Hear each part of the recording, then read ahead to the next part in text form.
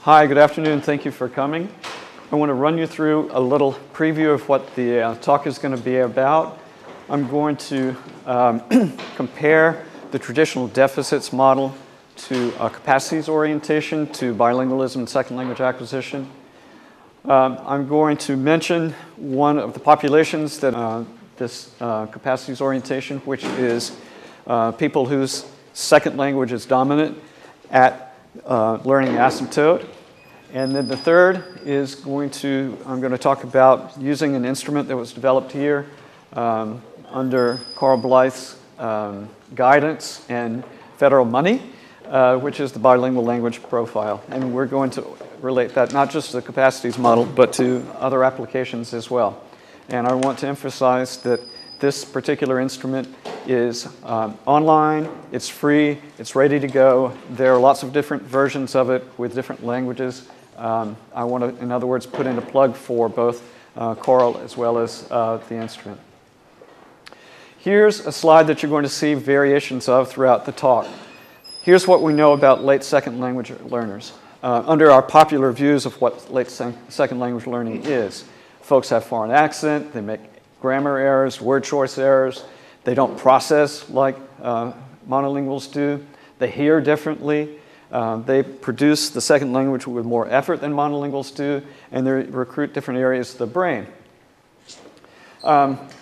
The outcomes under the popular conception relate to differences from first language acquisition. You have non-monolingual-like attainment.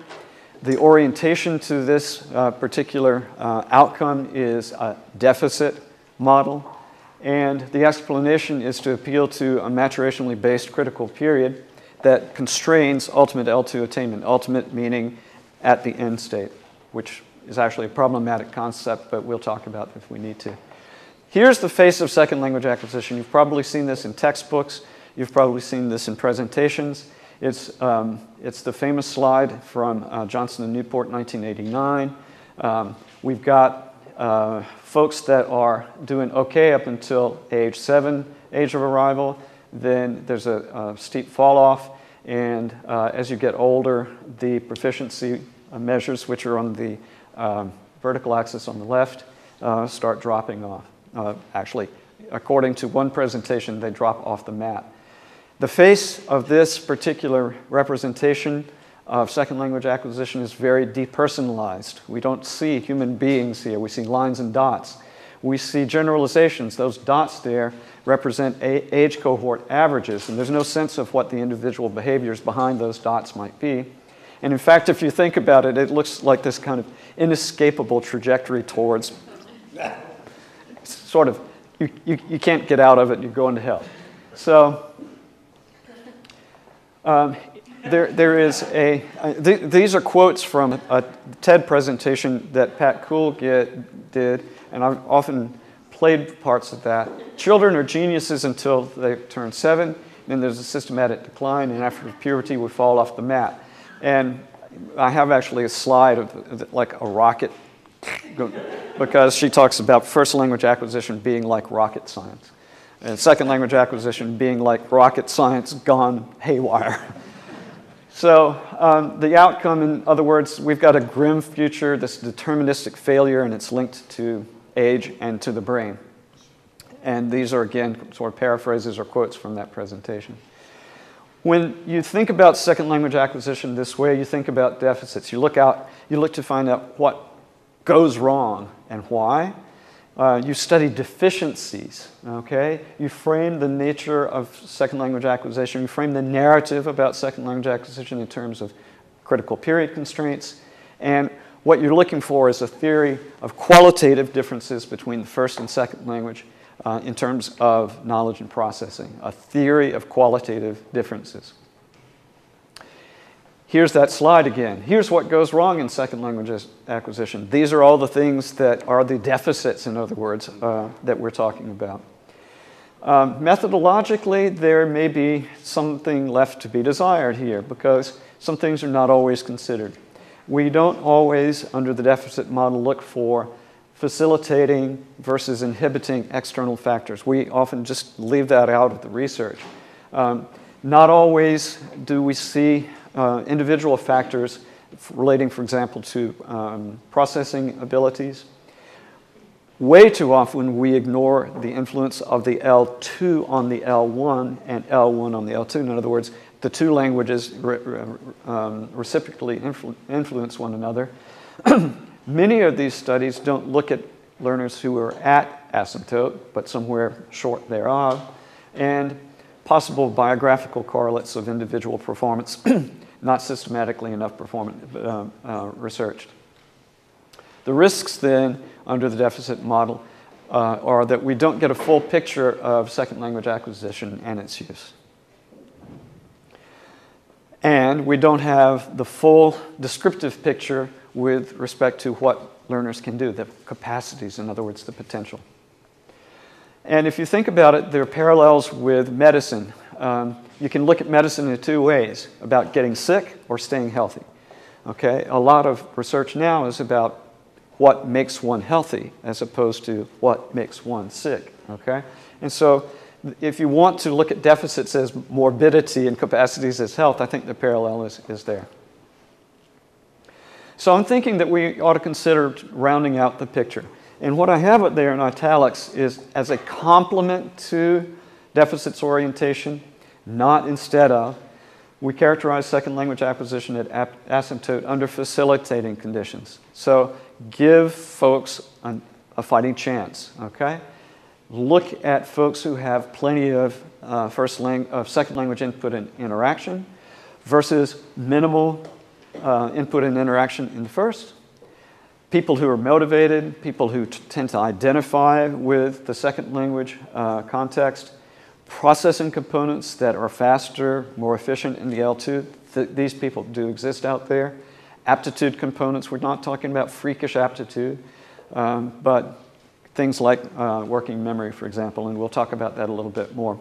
And down at the bottom, we're looking for a theory, in other words, of first language and second language differences and similarities in knowledge and processing along both qualitative and quantitative dimensions. So this is the idea of rounding out the picture. So let's complement the deficiencies model with a capacities model. Here's the methodological dimension. Look at relevant populations. These are folks, for example, whose L1 has been subjected to attrition. These are attriters. Look for folks who have an incentive to learn. Look at people who want to integrate in a psychosocial manner, to re-identify with a different culture.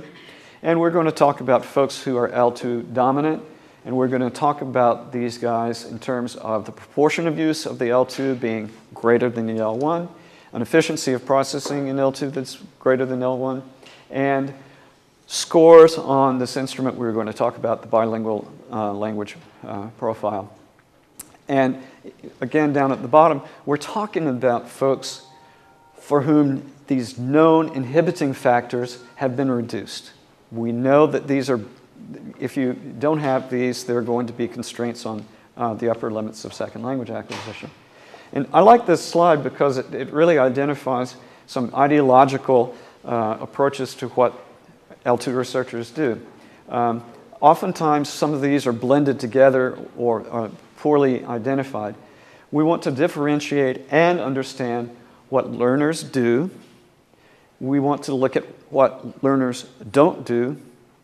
And, by the way, don't confuse don't do with can't do. Because a lot of times we see this in literature. We say, okay, these guys didn't do it, so they can't do it. And so the third one is, let's work on what it is that L2 learners can do. And again, we're rounding out the picture. This isn't the only thing we're interested in. We're interested in all four of these. From a programmatic standpoint, we're trying to integrate individual differences with respect to internal factors. Here are some of those internal factors. Richard Brecht talked about some of these this morning. Working memory, executive function, attentional and inhibitory processes, in other words, suppression of extraneous information. And the idea here is that internal factors predict the level of ultimate attainment in some of these tasks. Again, echoing the presentation that we had this morning. We also want to look at external factors, not just internal factors. So obviously we're looking at interaction and use of the second language. And what we want to do here is be careful, because if we're going to look at the end state of first and second language acquisition, we ought to kind of level the playing field. If you think about it, the conditions for second language acquisition, and we're not talking about classroom, obviously, but also mostly immigration, the end state. What we see as normal in second language acquisition is kind of abnormal in first language acquisition. We don't have all these factors in place that we do have in first language acquisition. It's an ideal environment. There are ideal internal conditions for first language acquisition.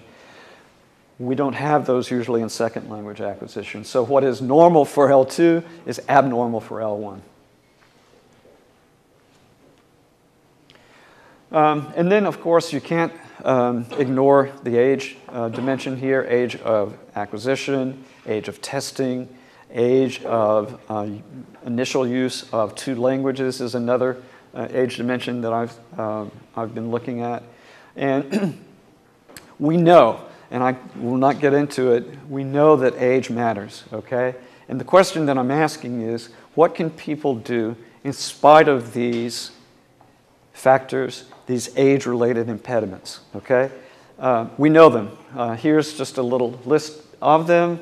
We've got factors or classes of explanations that are impediments, brain maturation, L1 entrenchment, impetus, declining impetus to become native-like, cognitive aging, and experiential factors. And just again down at the bottom, we know that the magnitude of these effects tends to vary with age of acquisition. Not perfectly, but we recognize that these are the things that L2 learners face. What can people do in spite of these impediments? Then, again, I'm going to mention this population of second language dominants. We want to look at profiles of these folks, okay, in terms of processing and knowledge of the L2. And we need, before we do that, to be able to operationalize what it is we mean by a dominant. And a person who is dominant is going to have L2 versus L1 favored in terms of relative use, fluency, identification factors, cognitive factors, meaning things like will, determination, desire, and proficiency. And along these lines, the bilingual language profile we're going to talk about in just a minute. These are factors that are built into this instrument. Under the capacities model again, we're looking at these profiles. We're looking at dominance operationalized psycholinguistically. And there's another instrument that is directly related to psycholinguistic dimensions of second versus first language dominance. We're going to talk very briefly about a test that's been used in a clinical context. It's called the AQT, A-Quick Test. And I hope to show you this because it's kind of cool. So programmatically, we can look at L2 dominance, whether they have started early or late, alongside balanced bilinguals, late and early. Non-dominant folks who started language acquisition late and early, and adult monolinguals. Monolinguals turn out to be problematic as a comparison population, and we can talk about that, but folks do it a lot, so we can't kind of ignore it. But asterisks, cuidado, be careful. Okay. There have been these dimensions of study, and this little slide here shows that, just parenthetically, some of the received views about limits to acquisition, limits to attainment, have been shown to be not necessarily absolute. In the parentheses in green, you'll see some of the researchers that have been working in these areas here at UT. Not all second language learners have foreign accent. Not all make grammar errors, and so on in terms of processing, speech perception, and so on. And also in terms of the brain areas that are recruited for these various processes. Just an aside, because I think it's really important to lay this out there. Under the critical period or deficit approach, one of the things that just doesn't get highlighted in a satisfactory way is that if you take bilinguals and compare them to monolinguals, the performance of bilinguals in their first language doesn't look like the performance of monolinguals. Okay? So the L1, so to speak, with these two groups is not the same. And the idea here is that the second language influences the first. There's no such thing as a perfect bilingual. There's no such thing as a bilingual whose L1 has not been affected in some way by the L2. And in fact, here are some of the dimensions that have been studied. In the L1, you'll see people having accents, including gesture accents, grammar errors, word choice errors. So here's another adaptation of that slide again, where the L1 effects are shown in the L2. And then down in the bottom here in blue, especially if the L2 is used frequently. And especially, of course, if the L2 is their dominant language. And if you think about it, L2 effects in the L1 can't be attributed to maturation. Okay? You don't get effects in the L1 based on something that could be attributed to some sort of a decline in the mechanism, whatever it is, that's responsible for language acquisition. So here we go. Beyond deficits, think about the nature of bilingualism. The effects of the L2 are seen in most, if not all, of the areas of L1. Both, so to speak, the deficits are found in both the L2 and the L1 if the monolingual standard is applied, so be careful there. You certainly can't account, as I said, for deficits under the critical period approach. And nobody who studies bilingualism would disagree with this last point. Non-monolingual likeness in both the L1 and the L2 is really sort of the nature of bilingualism. And Lourdes Ortega has a quote in her 2009 book which really speaks to this particular recognition of the nature of bilingualism. If bilingualism and language activation / dominance effects operate across all ages, the putative impossibility to attain native likeness after a certain age may turn out to mean that it is impossible for bilinguals to be monolinguals. Duh. Wait a minute, I didn't get my accent right. That's a new word for me. Duh. Is that better? Duh. This would be inconsequential from both a theoretical and a practical viewpoint. That's Lourdes Ortega's point of view. And contrast this with Hiltenstam and Abrahamson, who say, no, what really matters is you got to be exactly like monolinguals. The individual birds must sing exactly the way the birds of that specific species sing.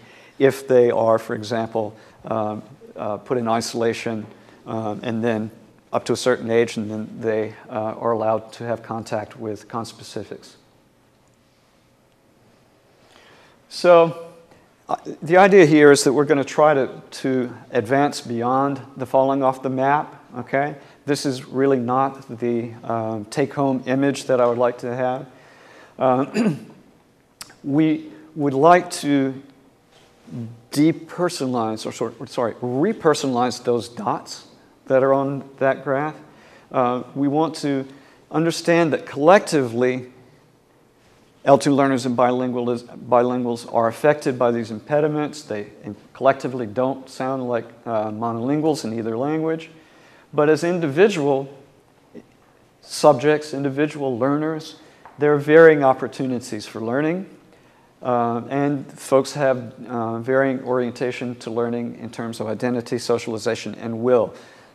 It's interesting how little will, desire, and motivation are actually factored into some of these studies. When they are factored in, I'm not sure that they're taken very seriously, but we can talk about that a little bit. Okay, so I talked in the previous slide about individual variability. Funny, suddenly this notion of individual differences has found its way into things like brain science, where predominantly there have been group designs. So you look at people who have German as a second language and English as a second language and as first language, and then you compare them group-wise. And what I've written here, what I've sort of blocked off in these brackets, the blue brackets, is well known. If you look at averages under the condition A and condition B, they're the same in that representation, so group averages. But if you look inside the data, you'll see that the yellow images reflect these behaviors, the blue images reflect another set of behaviors. And as individuals go, there's this one image which is completely masked in the group averages. This is in Nature Neuroscience, Nature Review Neuroscience of last year, as if it were a revelation. My colleague, Bharath Chandrasekaran, has shown the same sort of stuff going on in terms of people who are trainable. Some people are trainable, some people aren't. And maybe those, the factors underlying this trainability are the same things that Richard was talking about this morning. Inter-individual differences, in other words. And those factors are sort of represented here in this crisscrossing of abilities and motivation, sensory factors, psychoacoustic factors, and so on. A lot of them are familiar to you. Individual differences in second language speech sound learning, and this is what Bharath is studying here. All of these factors come into play. Okay, so we've got some time now to go back and integrate into this discussion an assessment of dominance.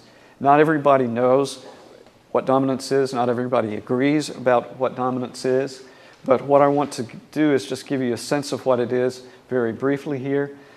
It comes as a package with bilingualism. One language is probably going to be dominant relative to the other. That's usual. Sometimes it's more balanced. Dominance is relativistic. You can't say this person is L2 dominant and this person is L1 dominant. That misses the point. You have to talk about how more dominant a person is in one language versus the other. And you have to sort of address that relative concept with instrumentation. You're looking at the relationship between these competencies in the two languages along these dimensions: proficiency, use, process, and capacity, and so forth. And again, don't forget that dominance is a gradient construct. There are various instruments out there for looking at dominance. These are fine. What I'm going to describe under the BLP is much easier to use, and I think it's probably a lot easier to interpret.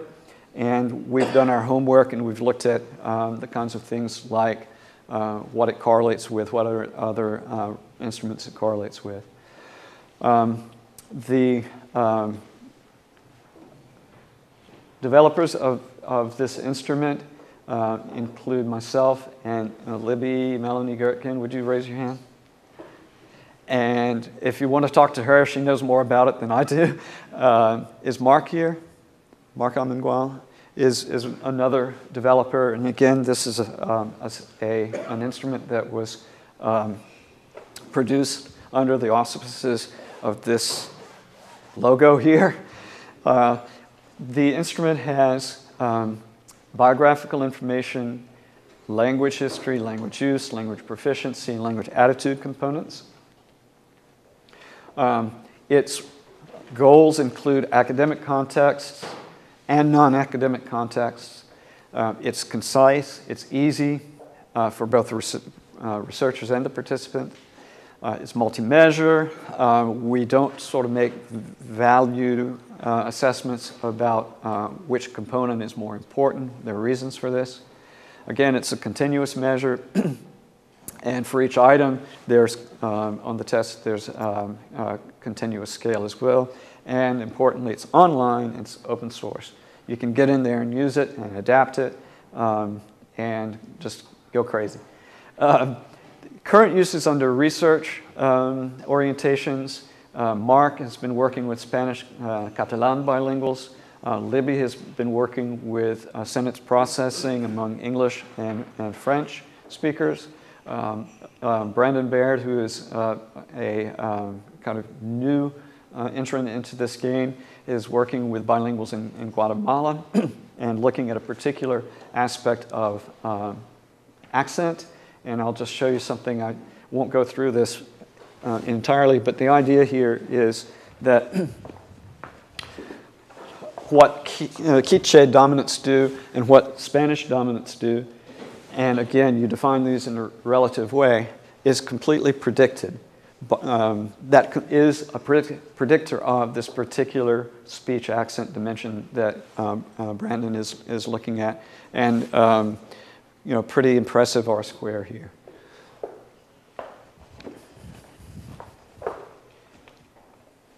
Hello. Okay, so here's what the instrument looks like, starting out with these obvious components here. You can do this online. You can also do it paper and pencil if you don't have access to online. This is the way the test looks. This is the language history component, and you'll see that things are given in this instance, in years, at ages. Okay, start learning, feel comfortable.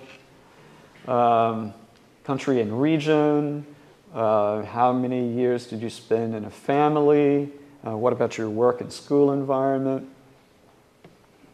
On language use, here's a familiar looking scale from 0% use of one language to 100%.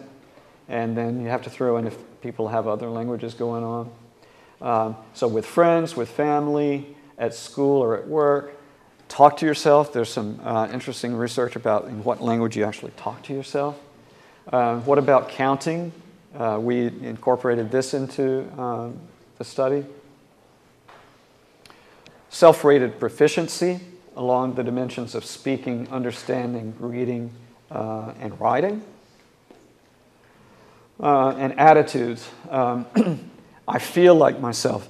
These turn out to be very carefully worded questions here. We spent a lot of time trying to make them right.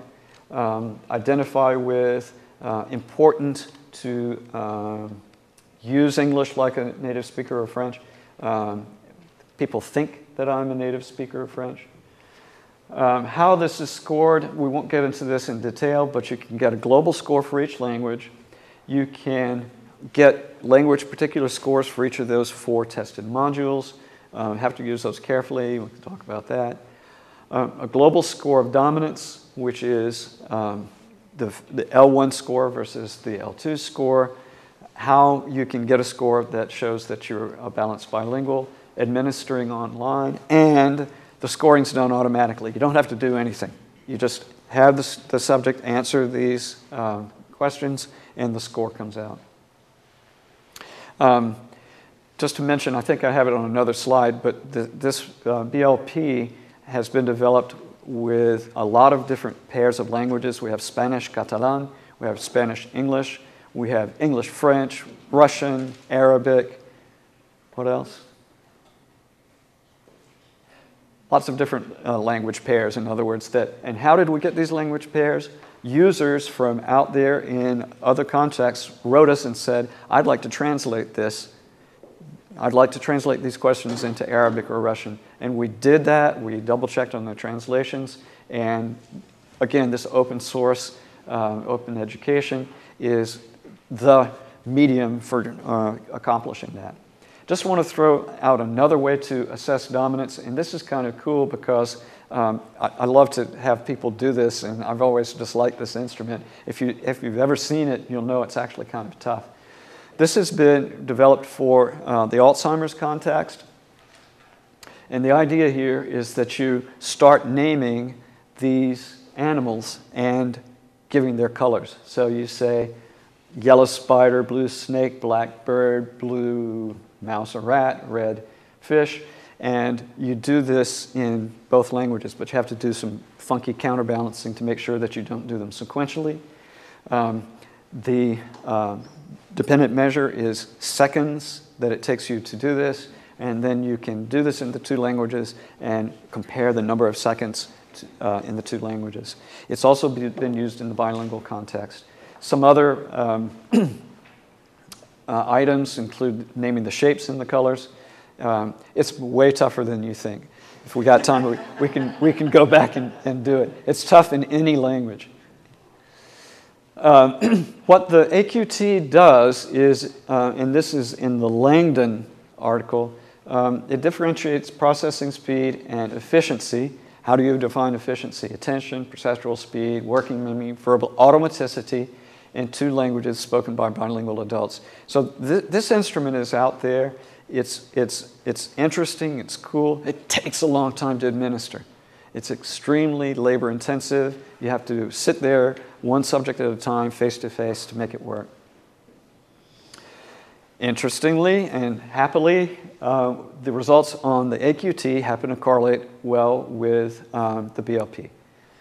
And we took it a step further and looked at the Oxford proficiency measure, actually placement measure, and BLP results correlate pretty strongly with the OPT.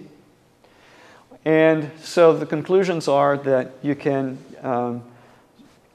safely look at the results of the BLP and think that they're going to look pretty much like the results of the OPT, likewise for the AQT. And the interesting thing about the AQT, it's purely psycholinguistic.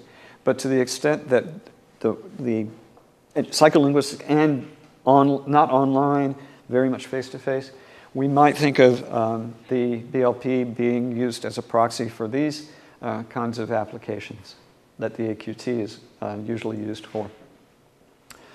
How do we use the BLP? Well, we see the instrument being used among healthy adult and adolescent bilinguals who have to be literate, okay? These are the language pairs that are out there. The contexts include immigrants, second language learners, bilinguals at various points of acquisition. We expect to take it out of the academic context and use it in public policy context. Think about it. Who are those folks out there in your district? Okay? Who are they? And can you think about voting patterns in terms of dominance? Okay? Think about their identification with one language or another. Educational policy. Who are the folks in my school district? Commerce. Okay? To whom do I address my advertisement?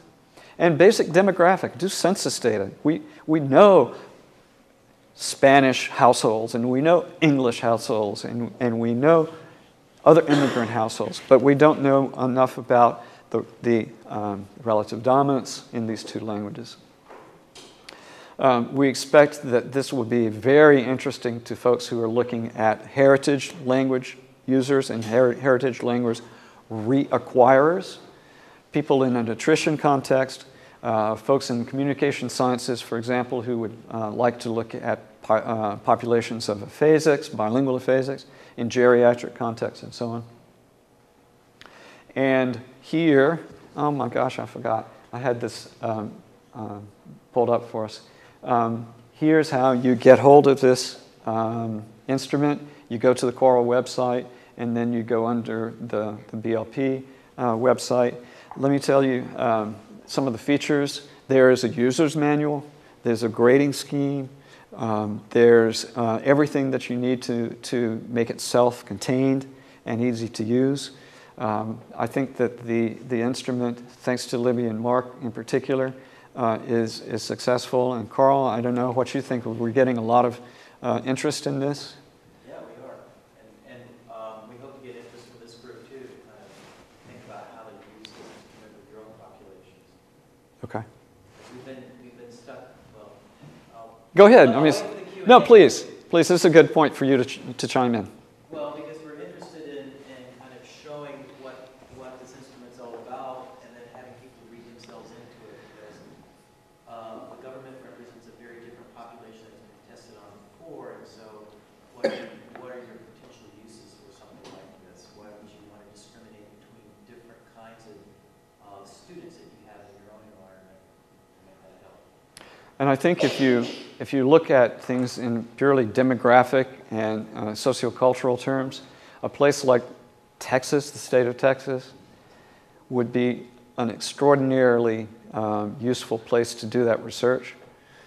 California, obviously, other places where there's been in-migration. I think this is the kind of thing that we're very excited about. Language contact. You go to Mallorca, where Spanish and Catalan are spoken just pretty much all the time by everybody. So these languages are in contact, but we really don't know too much about those individual users. We know that those two languages are out there, but we don't know too much about how folks are performing in one language versus another. How much time do I have?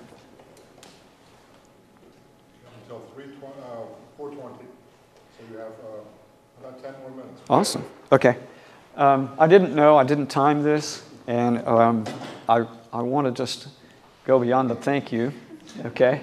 And come back to this slide here, where I want to hammer home what we know about groups versus individual, okay? Collectively, here's what L2 learners and bilinguals do, okay?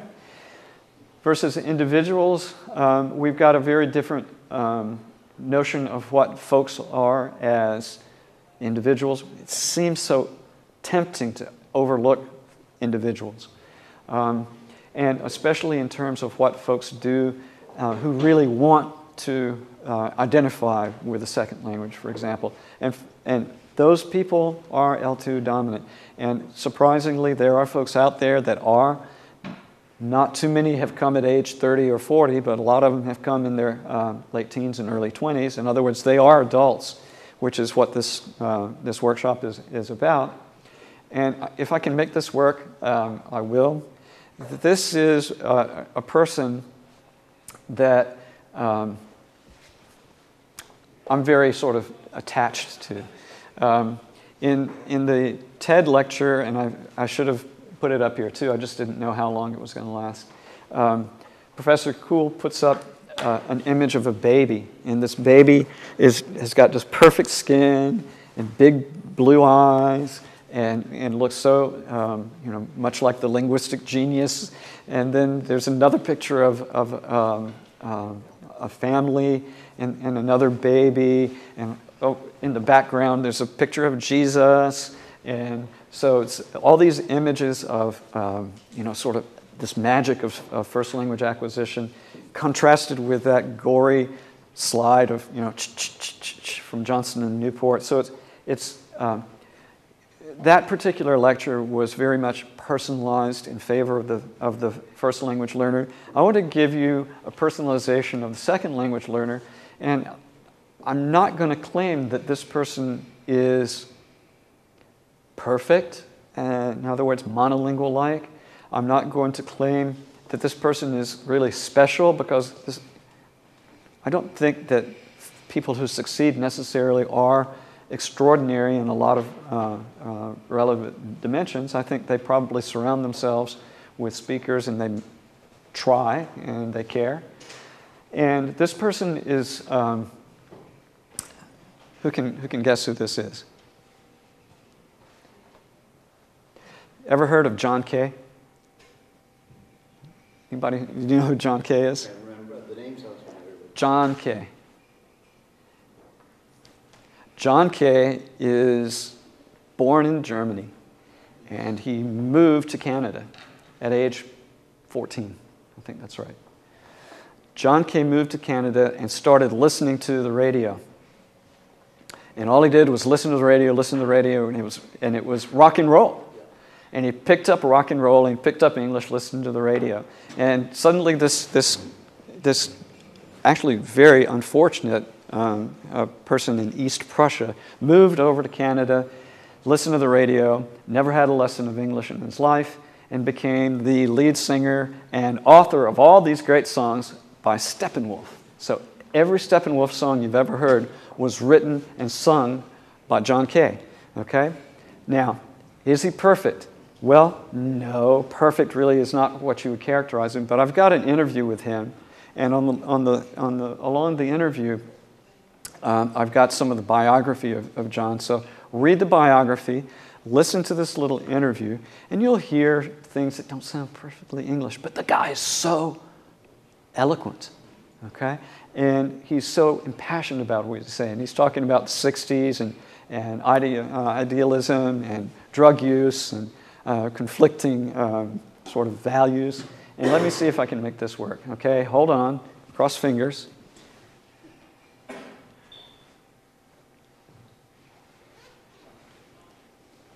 Oh. Oh. Drat. Can you hear anything? Do we have? It's plugged in. It is plugged in? Unplug it and plug it back in again. That worked earlier. Okay, help me find the plug. Yeah, didn't you unplug it earlier today and plugged it back in again? Yes. Some kind of voodoo thing. Or you can go There's back and slide it and try it over again. Okay, Now, let me try this. If you play it on your own. So there was a lot of stuff going on where you didn't know where you were from one to the next. The drugs were involved in this too. If I had one major regret about the 60s, it is the fact that we wasted a tremendous amount of idealism, energy, and other attributes of youth, and did not take advantage of the experience and at least partial wisdom that had been gathered by the previous generation, because unfortunately the generation gap was not just an empty phrase. There was a lot of finger pointing of us versus them. You know, the young ones saying, you guys screw all this up, we're going to take over and show you a better way. And the older ones saying, how dare you whippersnappers, you did not live through the Depression, you did not fight in World War II, how dare you tell us that what we've worked so hard to build is not of value and that all of our, hard-earned materialism doesn't mean anything to you. So there was a lot of that. These were two forces that could have moved the country forward together, but instead I think the infighting really dissipated a lot of energy and wasted a golden opportunity.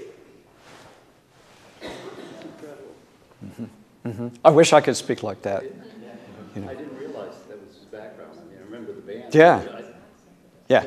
No, I think that this is a person who has taken a lot of things very seriously, including society, his music, the way he uses and chooses his language. So, different face of second language acquisition. Here's a rough-skinned adult, guys. And we know that the L2 is going to influence the L1 and vice versa. But given these conditions that we've talked about that are favorable to language acquisition, we have high levels. I'm not saying extraordinary 5+ or anything like that on ACTFL, but high levels of competence, proficiency, and processing, and of course, in some respects, native-like and exceeding native-like. Again, if you went to the OPI and did this word choice that he has, that would be higher probably than I would score on that particular measure. And I think, again, these guys are geniuses just like children are in their first languages. I think they're geniuses in their own right. That's it. Thank you very much.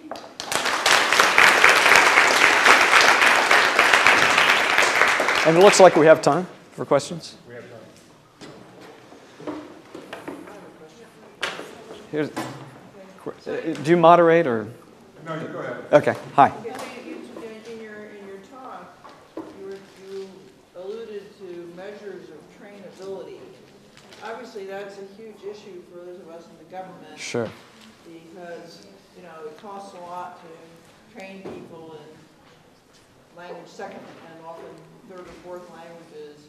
So could you elaborate a little bit more on that? You sort of went through that slide pretty quickly. What were your measures of trainability?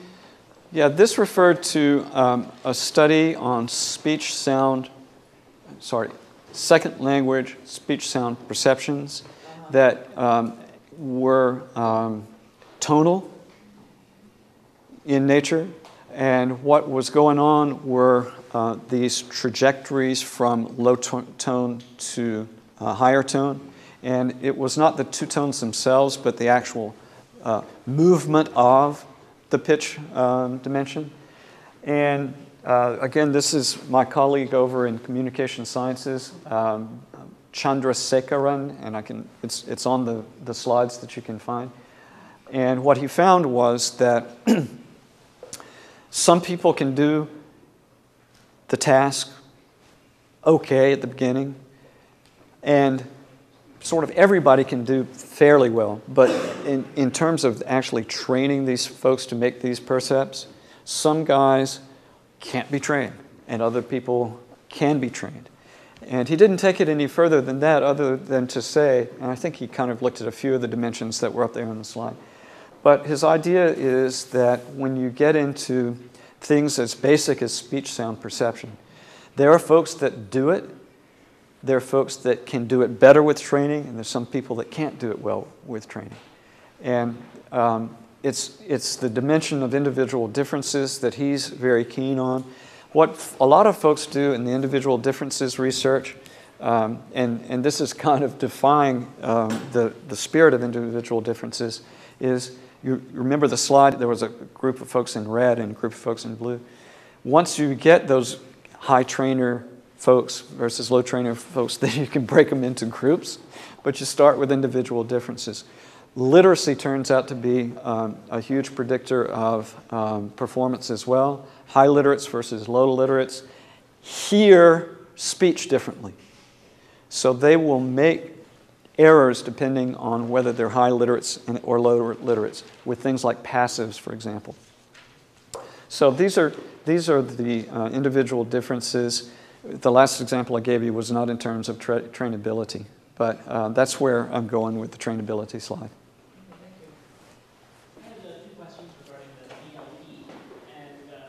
Did you say BLT? I was hungry. Yeah. The first question has to do with, I noticed that age 20 seems to be the cutoff. So 19 and below, you have markers, and then everything age 20 and above is where the selection is age 20. And my second question is, if I understood the slide correctly, there are different language pairs available in BLT. But I wasn't sure if that meant that there's different scoring for each language, or different. If the scoring was different for the different languages, or it really could just be any language A, language B here. I'll answer your second question first. Libby, I don't think there's been any issue with the particular language pairing as far as matching up with those boxes that you answer. So it could simply be any two languages. And then I guess your question was about numbers of years, 20 plus. Have we had people who go beyond 20, or can they indicate more than 20, or how does that work? They can't indicate more than 20.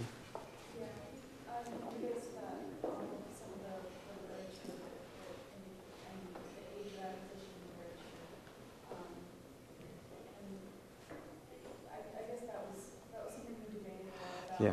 But having unlimited numbers was a little bit problematic in explaining everything. That's true. That's true. And we ran out of space on the piece of the slide. Yeah. Was there another? Hi. Yeah, just to follow on to what Laura was talking about. So somebody who can almost immediately mimic, say, an Australian or a Brit or a Scottish would be somebody you would consider highly trainable under that context. Is that right?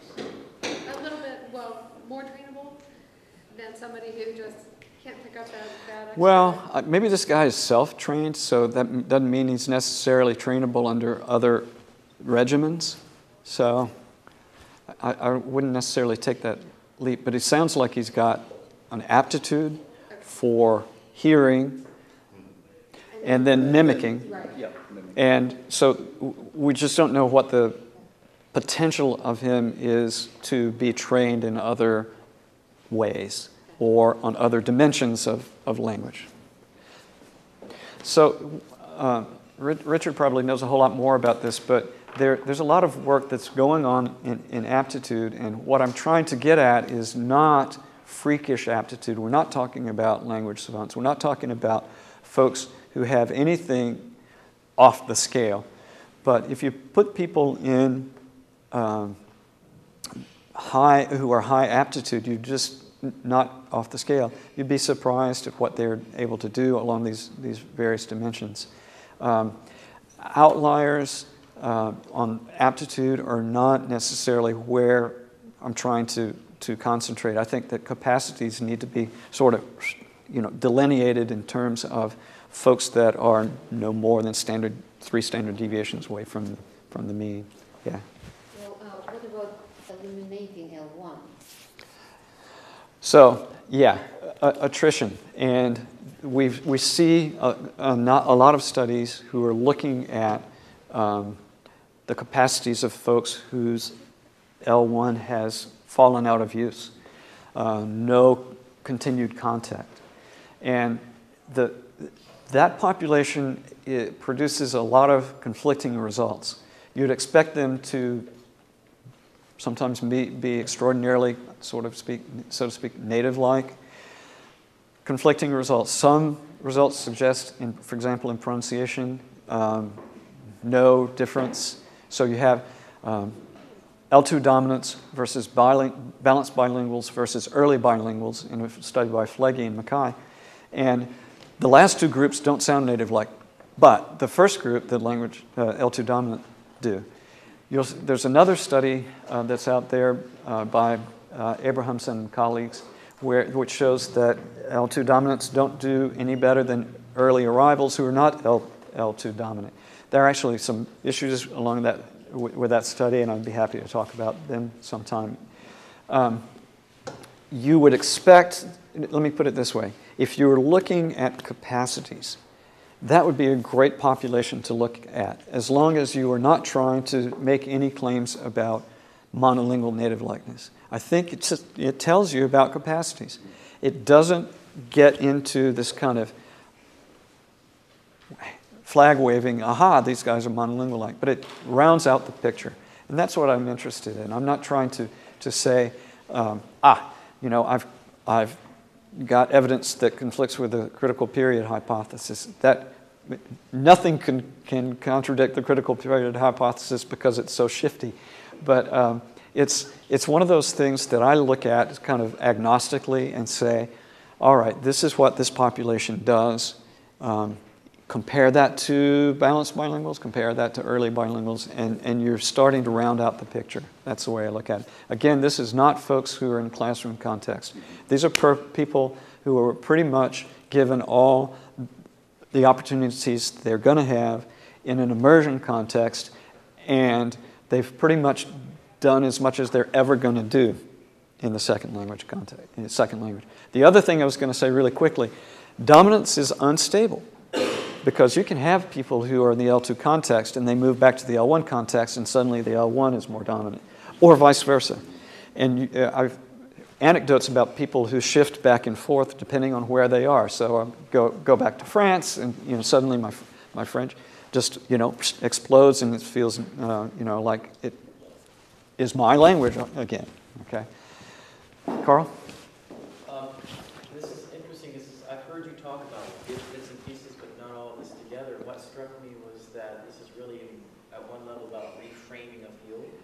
Reframing? Reframing. It's like frame analysis, how it used to be the deficit frame, now it's the capacity. You missed that slide where I talked about framing the narrative, remember? Yeah. Yeah, that's it. My question, is how much has the field shifted as a field to capacities? Are you cutting edge, or is this where everybody else is doing this now? There's a couple of ways to answer that. One is that folks who are just interested in science would want to say, oh, well, let's look at this from a more comprehensive perspective. There's another side which is more ideological as opposed to pure scientific and neutral, which says, well, I believe in these impediments. That's what I want to know more about. The folks who are out there in the capacities model are too few to worry about. I don't think it's just about the few people who are monolingual native-like. I think it's just rounding out the picture. And ideologically speaking, some folks, you can imagine who I'm talking about, are just going to say, I don't care about the capacities side. It doesn't matter to me. What I worry about, what I care about is the pathological side, the folks who don't do well. Okay? Yeah. So I'm interested in the 47%. Is that fair? Speaking to this group, I mean, this is obviously, this kind of research seems to be much more relevant, talking about individual differences and wanting to talk about what students can do with the language, not what they can't do. And if I had to just approach it from the individual differences perspective, Eva Dabrowska has an article that's coming out in Linguistic Approaches to Bilingualism, and she's all about these individual differences. So various people responded to the Target article, and I was one of them, and I went through a sort of past-present comparison about what people are actually interested in terms of, in fact, capacities. Now, not everybody calls it capacities. Some people just say it's individual differences. But I think that if you're going to do individual differences, then go ahead and see what the upper limits are. Let's see what the capacities are. Otherwise, it just seems that you're missing part of the picture. And I agree with you. You have to frame the narrative in such a way that it compels people to look at something other than what you can't do. Yeah. We keep talking about differentiated instruction. I think what's so powerful about this is that that's really responding to providing differentiated instruction, not based upon impediments, but being on capacities. I couldn't agree more. Well, and the idea of instruction kind of leads back to proficiency, because I've kind of wondered, where does the dominance model fit with notions of proficiency out there? Have you thought about that at all? So, I mean, you have proficiency here and there. Right. Proficiency. Because that speaks to teachers who are thinking. Proficiency is a dimension of dominance. But proficiency does something different from dominance. You can be less proficient in the L2, but still be dominant in the L2.